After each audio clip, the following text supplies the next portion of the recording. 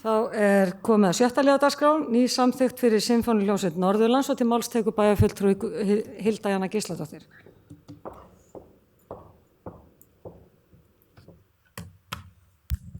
Forseti, ágætu bæjarfulltrúar, við tökum fyrir lið 8 í fundargerð stjórnar Akureyrarstofu dagsettri 7. nóvember 2019. Hljómsveitaráð Sinfóníuhljómsveitar Norðurlands hefur að undanförnu unnið að tillögu gagngerar breytingar á skipulagsskrá hljómsveitarinnar í samvinnu við starfsfólk Akureyrarstofu og það gert í ljósi þess að öll ábyrgð og ákvarðanir vegna reksturs og starfsemi SN hefur flust til stjórnar Menningarfélags Akureyrar og þar að leiðandi breytist hlutverk sjálfseignarstofnunarinnar og hljómsveitarráðs.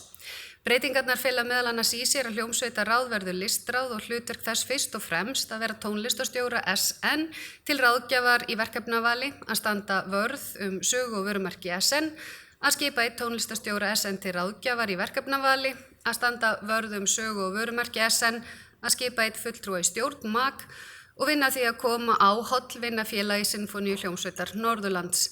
Stjórn Akureyrarstofu samþykkti þessa samþykkt fyrir Sinfóníuhljómsveit Norðurlands og vísar henni til bæjarstjórnar til samþykktar. Það er bæjarfulltrúi Hilda Jana Gísladóttir lokið máli sínu, orðið laust. Sem enginn hefur hvatt sér hljóðs, þeir sem geta samþykkt tillögu ákvörðið eða staðfest ákvörðum Akureyrarstofu, gefur merki. Stjórnar Akureyrarstofu ætla ég að segja, það var 11, takk fyrir.